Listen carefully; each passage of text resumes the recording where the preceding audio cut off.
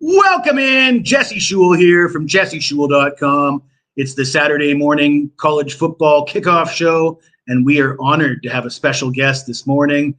We got my man Ross Benjamin from the Winners Circle here to join us. And if you guys missed the Winners Circle live show yesterday, you're going to want to catch the tape of that.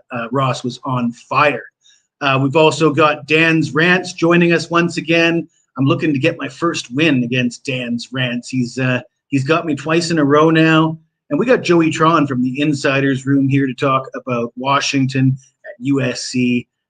Joey's still looking for his first win against me here on the kickoff show, but I'm sure he's feeling good about his picks. But before we get kicked off, let me remind you, we got a special deal at jesseshule.com, all access, 30 days, all my picks, all sports, only $99. You got $99 in your pocket. You come see me at jesseshule.com, and you'll be glad that you did. And before we really kick this off, I got to remind you to smash that like button. All right, let's bring in Dan to talk about Bedlam. What do you think, Dan?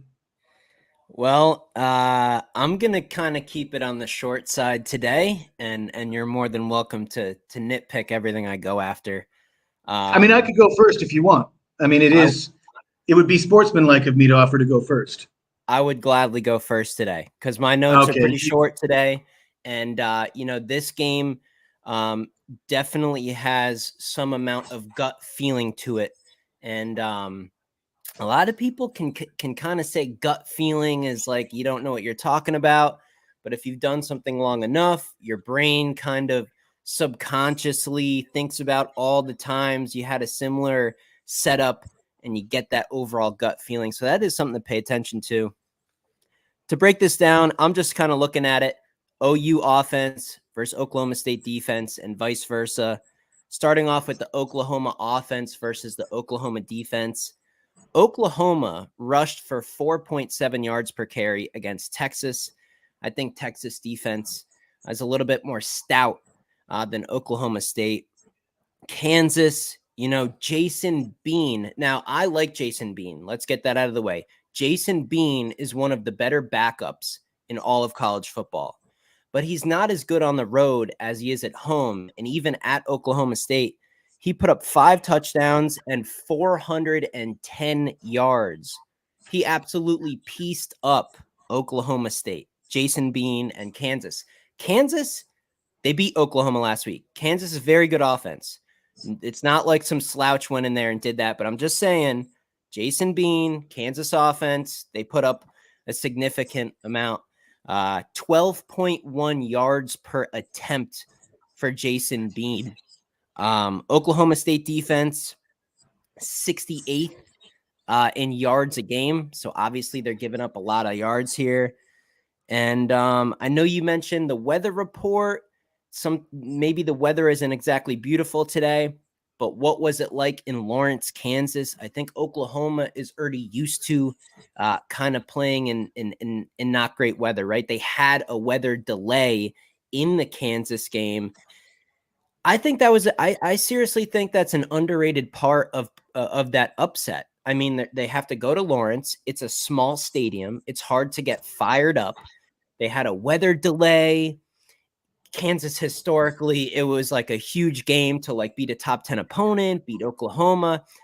I just think Oklahoma was flat and they were substantially better than they showed. Now they got that loss out of the way. I think they're going to be revamped here. I think you get some positive regression with Dillon Gabriel. September versus October is substantially different for Dillon Gabriel. I think he gets a little bit closer back to his numbers that he was starting the season at. And on the other side, OU's defense, it's a mystery. It's not great, but they're better against the run. And Oklahoma State, they really rely on their running game for balance. No, I disagree with that, man. I think OU's defense is significantly better against the run. Oklahoma State, if the run game isn't going, they kind of lose offensive rhythm. They had a quarterback situation for quite a few weeks where I think there was like a 2 quarterback system. So how good can their quarterback now really be if he wasn't definitively the guy to start the season? Oklahoma's defense only allows 132.6 rushing yards a game. I think if they can at least get a couple stops, they're not going to stop the run, but if they can slow it down, I don't see Oklahoma offense stopping. Couple stops, that's the difference. You see the spread. Give me the Sooners. Well, thank you, Dan. I'm going to respectfully disagree. I'll mention the weather. I did mention to you that the weather could be a problem here. Latest reports as of last night, the weather is not going to be a concern. Regarding the injuries, though, Oklahoma's got some pretty serious injuries. Their leading rusher, Walker, out for the season. Their leading wide receiver, Anthony, out for the season. This is all recent, just in the last couple of weeks. And then their stud linebacker, Stutzman, this guy was a house wrecker against Texas, and he's questionable. I'm not 100% sure whether he can play or not, but he was, as of last night, questionable. That could be a huge loss for Oklahoma. You mentioned the quarterback situation, and you're right, they did struggle at the quarterback position in their first few weeks. It looks like they've sorted that out, though. Alan Bowman's playing quite well, and he's a guy that's got some experience. He's looking good. Both these teams give up plenty of points. One of the things I'll say about Oklahoma, though, is if you look at their schedule and you look at the teams they've beat and the teams they've played, they're hanging their hat on the Texas win. There was some turnovers early in that game. I believe Ewers came out and threw like a interception in the first, like one of his first attempts. They got off on the wrong foot, Texas did, which allowed Oklahoma to be in that game. And then Texas was actually leading the game with a minute and a half left or something, and Oklahoma sort of stole it right at the end. So it's not like they just crushed Texas. They were very fortunate to get that win. And then the only other team they've really played of any threat was Kansas, and they lost. This is Bedlam. It's at Stillwater. I like Mike Gundy as a coach. I would say they might have a coaching advantage. And then, as Rye said, Ollie Gordon, you look at his numbers. I mean, the guy's he's not rushing for 100, 150 yards a game. He's rushing Heisman for 250. Talks, right? He's in the Heisman talks now. He's right. He's like in the top 6 for the I was looking at it the other day. So yeah. If you're giving me 6 points with the home team in a rivalry game, it's almost like the reverse of the Red River rivalry. And I was on the wrong side of that when I had Texas minus 5.5. This time I'm taking Oklahoma State plus the 6. But before I send you backstage, Dan, why don't you tell us what's going on of late at Dan's Rants, what you got going on, where people can find you, everything about yourself. Yeah, not a whole lot going on, just the usual stuff. TikTok's a good platform to find me on. Been giving out a lot of free winners over there. This whiteboard is my progress report through 9 weeks of college football.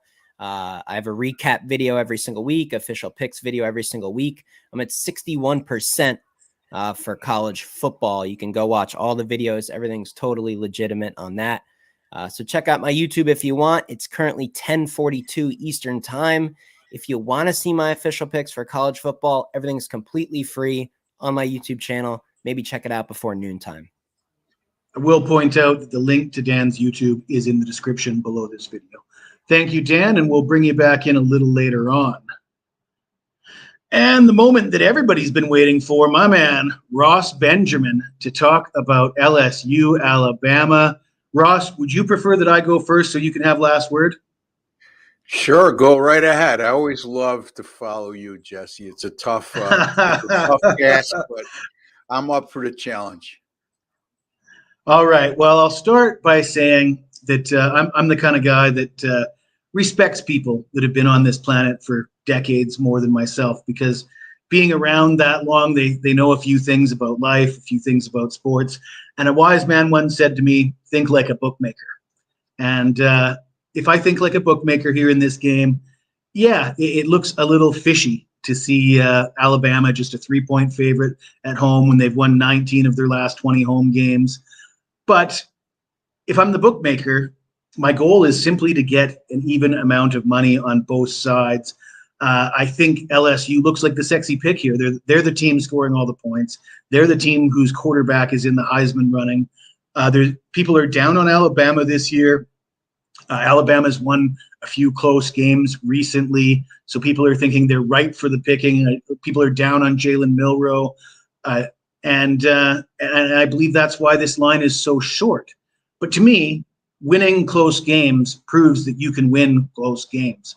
And that's an important asset to have as a college football team, especially in the SEC. You got both teams coming off of a bye. You got the coaching matchup. You got Brian Kelly against Nick Saban. And I know Nick Saban has not been great coming off a bye the last couple years, but I'm not buying that. I mean, if you believe that Nick Saban is the coach that I think he is, you give him extra time to draw up a game plan. I believe Saban will have his ducks in a row here. Then you got Brian Kelly. He was 4-11 straight up against top 10 teams during his tenure at Notre Dame. Then he comes to LSU. He loses to Florida State twice. And after losing to Florida State, they wanted his head. And all of a sudden, they've rattled off winning 6 of their last 7 games. And people are really high on this LSU team right now. It seems like a buy low, sell high spot to me. My final point, Ross, and I think you mentioned to me the other day that, Milroe and Daniels, bit of a mismatch at quarterback position. I'm the kind of guy that thinks that Milroe has perhaps more potential than some people realize. And I've got some numbers here that might surprise people. So Milroe's only had 8 collegiate starts. We're going to compare Milroe's numbers in those 8 starts to Daniels' first 8 starts. All right. So Daniels, 1,902 yards. Milroe, 1,728 yards. Completion percentage for Daniels, 61%. Completion percentage for Milroe, 64%. Daniels, 11 touchdowns. Milroe, 16 touchdowns. Passing touchdowns, those are. 1 pick for Daniels, 6 picks for Milroe, 2 rushing touchdowns for Daniels, 5 for Milroe. Milroe's done it in the SEC. Daniels did it in the Pac-12 with Arizona State. Though there isn't the disparity in numbers that one might think there would be. Now, of course, Daniels has gained plenty of experience since then, and he's no longer the quarterback that was playing for Arizona State. But the reason I brought that up was to suggest that perhaps we haven't seen the best of Jalen Milroe, and perhaps this could be a breakout game. And I think those numbers shed some light on that concept. But take it away, Ross. You tell me what you think. Yeah, very astute points that you make on a quarterback comparison. Unfortunately, we're not turning the clock back 3 years when Daniels was a freshman at Arizona State. We're talking about right now. And you very well may be right in the long haul, Jesse, over the long run. But right now, in my opinion, the advantage clearly lies with LSU at the quarterback position. And I believe, when we talked on yesterday's show on the winner's circle, my quarterback comparison was more toward the quality of quarterbacks that Alabama has had in recent years, going from Mac Jones to Jalen Hurts to Tua, and now Jalen Milroe. I don't know if anybody can make a solid case right now at this particular moment in time to say he's in the same caliber or class of all 3 of those guys who are now starters at the NFL level. Having said all that, yes, you're right, Jesse. I also often tell you, and I've often professed that you've heard anyway, to think like a bookmaker. And, you look at this line, and to me, I think it's more of a case that they're inviting you to take Alabama here, almost begging you. Because why do I say that? Well, Alabama hasn't been this low a home favorite since 2007 when they faced Georgia, and they were a 3-point favorite in that instance, and they lost the game 29-26. That result doesn't mean a heck of a lot to me because that was a different Alabama team back then. And my point being is they haven't been this low a favorite in a long time. And the mindset, especially in the South, is you're going to give me Alabama as this low a favorite against a team that at times it has struggled mightily on defensively. So that would be my concern with LSU more than anything. But, the thing is this. This is an Alabama team that, since losing to Texas in that game that Jesse pointed out, and they did have over 500 yards of offense in that. No, I'm sorry. I'm thinking of Oklahoma. Alabama, they've won 6 in a row since that 34-24 home loss to Texas. Since then, they've won, like I said, 6 in a row, but a couple close calls along the way. They struggled with South Florida on the road.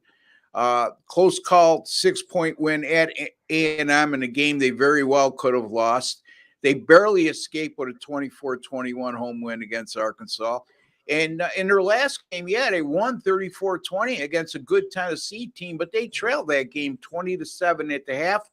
And then Tennessee went in the tank. So, again, you're right, Jesse. If you win close games and you're projecting this one to be a close game, you would say, well, Alabama's got a lot of experience in that regard. But look, LSU 6-2. Their only losses this year to number 4 Florida State, undefeated Florida State, by the way.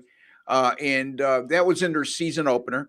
And they lost at Ole Miss, who's the number 11 team in the country right now. Those two teams right now are a combined 15-1. They do have a quality road win at Missouri. People don't mention that when they're analyzing this game, but LSU did win that game at Missouri. And that's a very good Missouri team that's 7-1 right now and ranked number 14 in the country. LSU also 3-0 straight up in ATS in their last 3. They've scored 49 points or more on each occasion. And again, going back to that opener in which they lost to Florida State, since that time, they've won 6 of 7, like I mentioned, and they scored 41 points or more in 6 of those 7 games. And the only time they didn't reach that plateau, they scored 34. So this is a team that could score. And Alabama is still really good defensively, but I'm not sure they're as dominant defensively as we've seen in years past.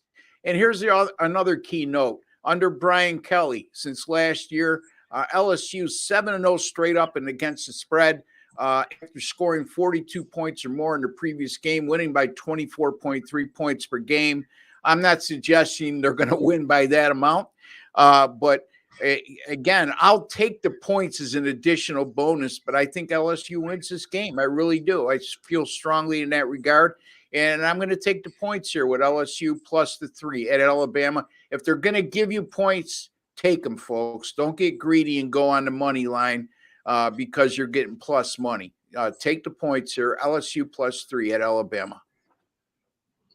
Well, thank you, Ross. And I think Rye might be right. If LSU wins this game, you got to like Daniel's chance of securing that Heisman Trophy. I still think Alabama can score points on this LSU defense. Of all the points you made are absolutely correct. And it's going to hinge on, can Alabama keep up with them offensively? And if Milroe can't have a big day, then Alabama's probably not going to win. I know a lot of people don't have a lot of faith in him. I got faith in Nick Saban, and I think Alabama is capable of winning a high-scoring game. So that's where I stand with that. I mean, again, the concern I have with Alabama, I mean, you look at their in conference games, they're averaging 29.6 points per game in conference games. Not a real high number by college football standards, especially when you were talking about top 10 caliber teams. But they're only gaining their total yards average in conference games this year against SEC opponents, that is 366 yards per game, which that's a very high point per game total when comparing it to the yards they're gaining per game in SEC play, which leads me to believe, without looking at the tape and sifting through every statistic, that they're getting a lot of short fields, and their defense is creating easier opportunities for their offense as well, rather than Alabama being explosive offensively and marching down the field with long sustained drives. So just a counterpoint to that. But again, the one concern I have with my LSU pick here is how well their defense will hold up, because they will score. I don't think they're going to score at the rate they've been scoring at, Jesse. But the bottom line is, if they could put up 31 points in this game or more, I think they'll have an excellent opportunity to not only win, but cover, more importantly. Well, I'm sure looking forward to seeing that one play out.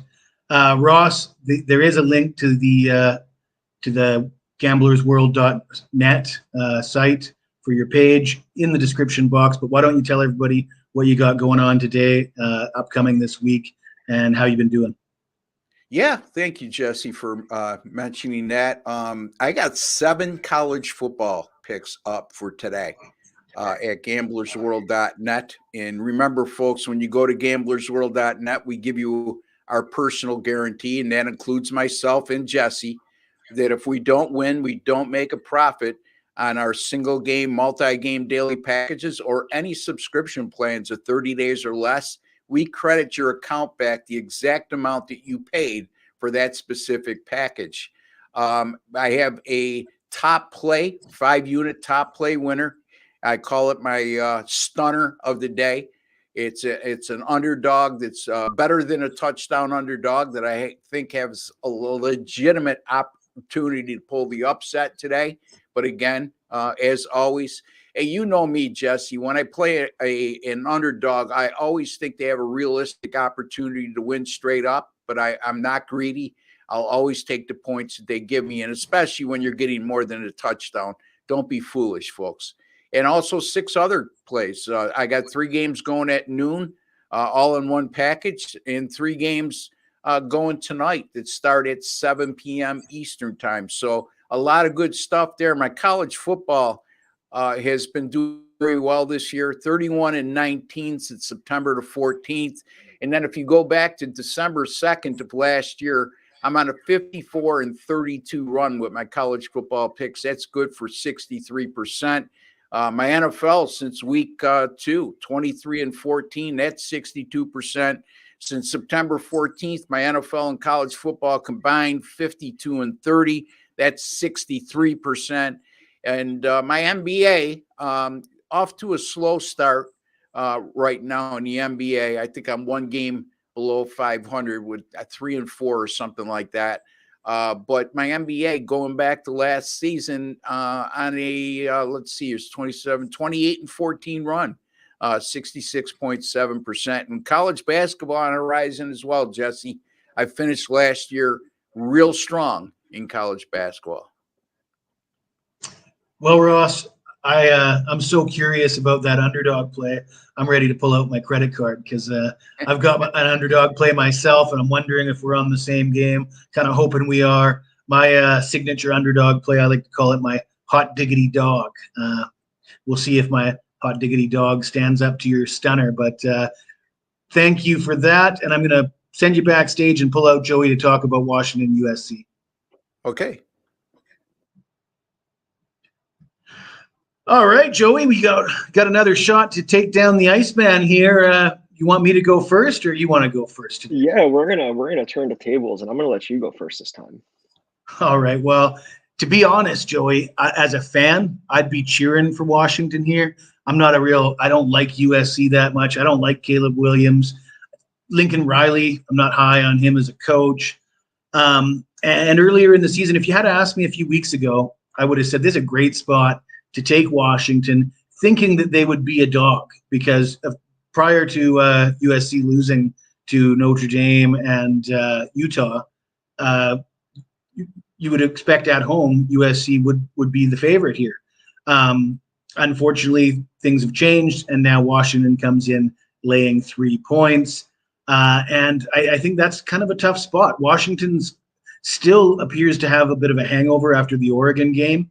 And, their last two wins have been rather uninspiring. They're undefeated, 8-0, always tough to remain undefeated. They still, that first loss is looming large. And when I look at USC, their weaknesses, I'm not sure that this is a great matchup for Washington. Like, for example, the USC loses to Utah and Notre Dame. Both Notre Dame and Utah are big physical teams. They run the football. They punish you physically.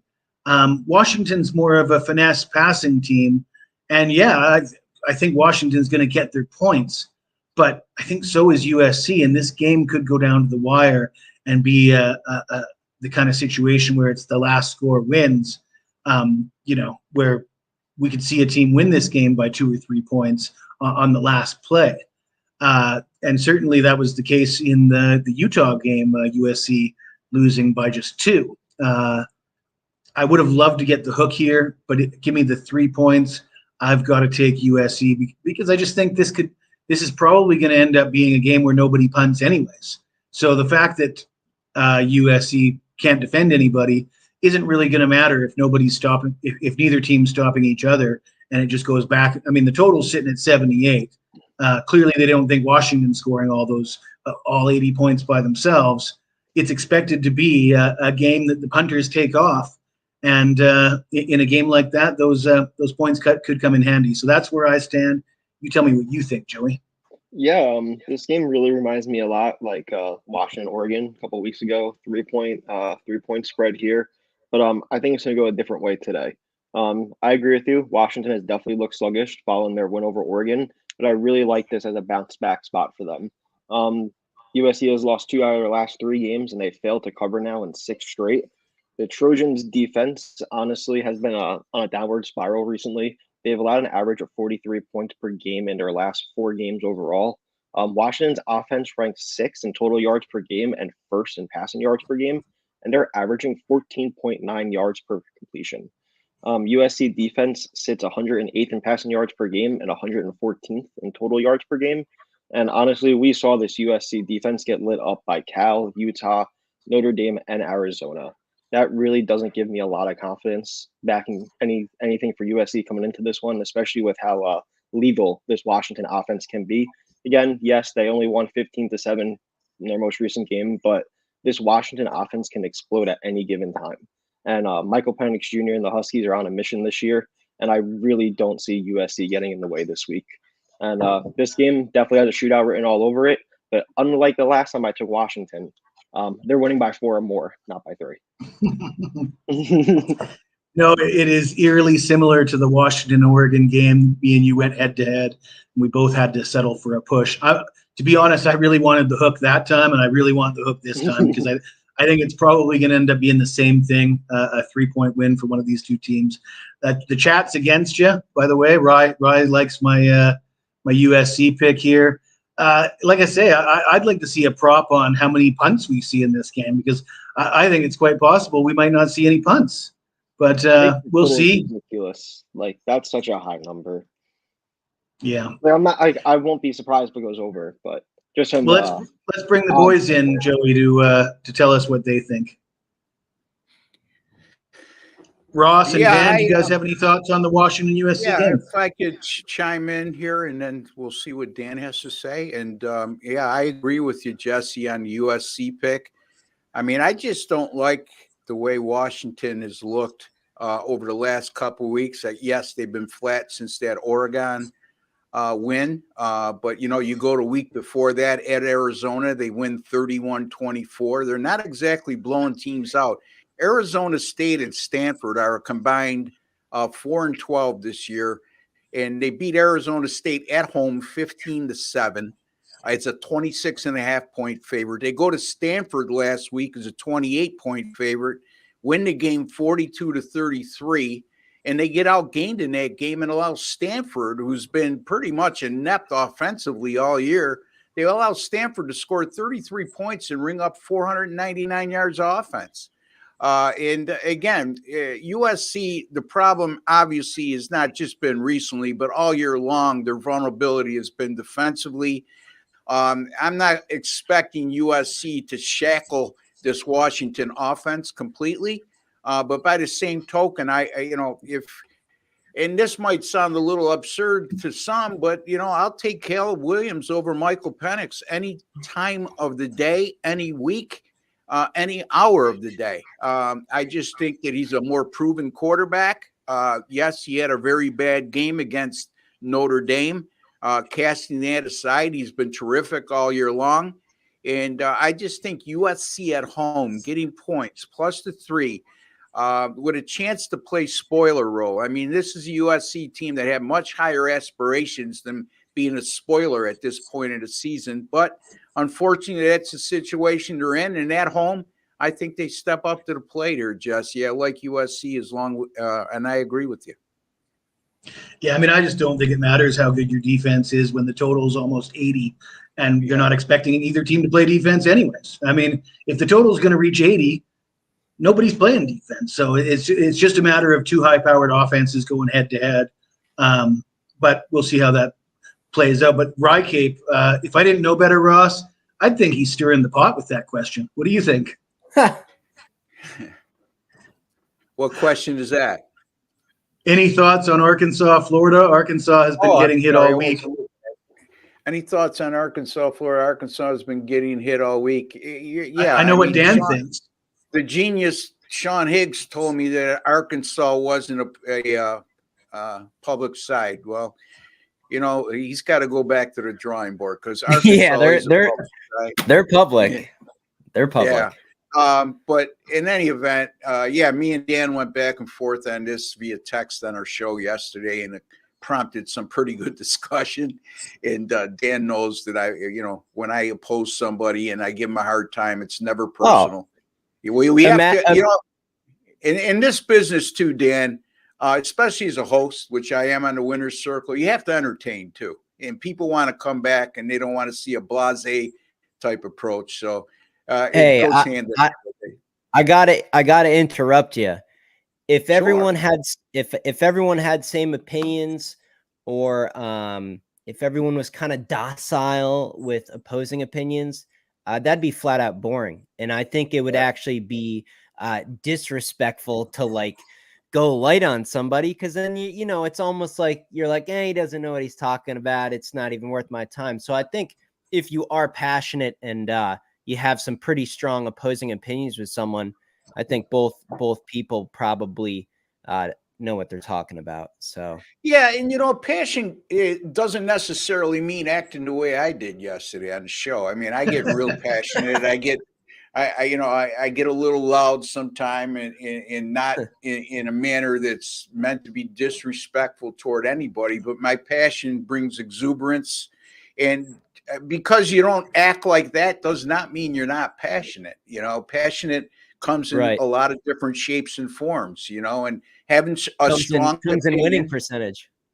Yeah, that too, but if you're not passionate in this business, you need to find something else to do for a living. And my man, Dan, gave you a hard time with the 61% yesterday, but like I told these guys after the show ended, I give Dan the benefit of the doubt because he's always presented himself professionally and politely and respectfully to me. But I would highly suggest, my friend, we get you on one of these websites one of these times, because you're wasting your efforts just doing this on YouTube, and make some money for yourself along the way, because you certainly could be an asset to a lot of clients out there. Yeah. I don't know I wouldn't go as far as waste, but yes, is what it is. Now, I'm not saying waste. I'm saying waste in terms. Let me rephrase that. You're right. Waste was a bad word to use. You mean he deserves to get paid? You deserve to be more profitable than you are. How's that? I got sometimes dimes go out the doors on these games. I bet a lot, and I'm self-sufficient on my own picks. If someday I can get a little extra, awesome. But I do want to address this game and get off the topic we're on. Sure, I'm sorry. And maybe you're aware of this and maybe not, but Arkansas is off a bye. They fired their offensive coordinator. KJ Jefferson is better than we're seeing. Maybe they get him going in this game. Florida's trash, and they're not good. I watched the entire Kentucky game, and at the end of the day, yes, it's a public underdog, something I have said a lot on my channel I don't like going with. But the numbers moved a lot. The books respect the money coming in. Sure, there's a lot of money on Arkansas, but the line hasn't just been stagnant. It's moving. It's respecting the money coming in. Arkansas wins this game outright, in my opinion. Yeah. I'd like to see you post that on Twitter. Florida's trash. See what kind of reaction you get. Well, we've had this discussion about Florida on the winner's circle, right, Jesse? And the Florida fans come out of the woodwork, and they somewhat lose sight of the fact that we're not the Paul Feinbaum show. We're picking winners against the spread. So you have to take that into account. Yeah, I mean, Florida looked terrible in their loss, but that game against Kentucky, but that game was on the road. They're 4-0 at home. They've won decisively on most occasions at home. I mean, 38-14 against Vandy. Not a real good measuring stick there, but the game that sticks out to me is the Tennessee game, which early on they defeated a very good Tennessee team, 29-16 as a home underdog of +5. Yeah, I mean, they fired the offensive coordinator, Arkansas, and it's a good point, Dan, because they should. I mean, you look at their offensive numbers of late. I mean, the last 4, they're on a 6-game losing streak, but specifically their last 4, 174 yards, 380 or 286 against Ole Miss, 250 against Alabama, and last week in a 7-3 loss at home to Mississippi State, they had 200 yards. They lose the game despite allowing just 205 yards from Mississippi State. So that's a genuine concern for me. Just because you change offensive coordinators doesn't always equate to the results being drastically different the week after. But we'll see. My lean here is on Florida -3. Gotcha. Well, let's be honest. If Florida wins this game 24-20, you could consider that a success story for the new offensive coordinator, just to be in a close game. Making improvements doesn't necessarily mean winning at Florida on the road. I think what Rye's saying here, buy low on Florida, is exactly the point. It might have been a good bet, +6. I don't think it's a good bet at +3. Yeah, I don't want to. I don't want to buy low either. Florida for me. Would not shock me to see this game end up being a 4 or 5 point game. And again, it's nothing against Dan. It's just what you just alluded to, Jesse, what the opening number is and where it is now. But there's a lot of public money going on Arkansas. But Dan's right. Just because you get a lot of public money going one way doesn't necessarily mean you're going to see a 2.5 or 3 point move. Which, again, going hand in hand to what he says, they're respecting that money that's coming in as well. There could be a lot of sharp money in that. Now. The 3.5 is like -120 now. So maybe even here in the next 49 minutes, it might get to an even 3. I don't know. Yeah. So there you go. Any opinions, Joey, on this Florida-Arkansas game? I like Florida. I think Florida wins outright, and I think Arkansas is super public and, in my opinion, overrated. Go Gators. Short and sweet and to the point. Graham Mertz doesn't get enough credit this year. I mean, we were all pretty hard on him coming into the season. He's had a pretty good year, really. And you mentioned KJ Jefferson's better than what we've seen so far, but I mean, Graham Mertz has actually shown us some things here with Florida. So I do like Florida at home. In fact, Florida is on my premium card today to get the outright win. So it is a game that I do like. I think Rise hit it the nail on the head, a buy low spot, and I like my buy low spots. I think if you're consistently hitting teams in that buy low spot, you're gonna come out with more winners than losers in the end. You didn't like the buy low. You didn't like the buy low on Oklahoma. Dan, if you win this game, I'm going to send you a box of stars too, because I already sent Jesse 2 boxes of stars because he's always bragging when he's on the winning side and we're on the losing side, and we allow him to put stars on his forehead when he brings that up on the show. I don't think one game. I go off sample size, right?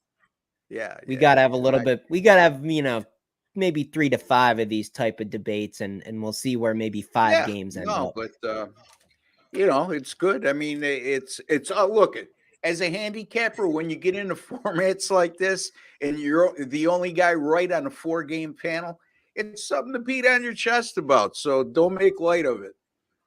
Yeah. Well, I would not be ashamed to beat on my chest if I was on an island and I turned out to be right. You would beat on your chest if you woke up 5 minutes early in the morning. I mean, so it's And I do. In fact, I just posted a video on Facebook of me doing just that. Yeah, but you ever see before we wrap things up? Jesse's out with his shorts on, and his pants are falling down. It looks like he's got 2 bowling balls in his pocket, and he claims that's money. So he must spend a lot of money when he goes out. Actually, the picture I'm talking about that I just posted is actually me bowling. But before we wrap it up, though, let's get everybody's thoughts on the LSU Alabama game. You guys heard what me and Ross had to say. Dan, you got any thoughts? I heard early in the week you might have been leaning towards LSU. Yeah, it's moved off of 3 to 3.5. Man, I don't know. Looking back, I personally didn't bet this game. I have no action today on this game. It's Bama for me or pass at this point. But the fact that it's 3.5 and not 3, I'm off the game. If I could get a 3, I may end up taking Alabama money line and parlaying it with just one other money line I like. I might get a little ballsy and go USC Alabama money line on a parlay for a little bit of fun money. But the line movement from 3 to 3.5, LSU been better as of late. It's in Tuscaloosa. Nick Saban. Let me ask you, did it surprise you to hear those numbers between Milroe and Daniels for their first 8 starts? Oh, Milroe's they're gonna torch LSU. I mean, this game's gonna be high scoring.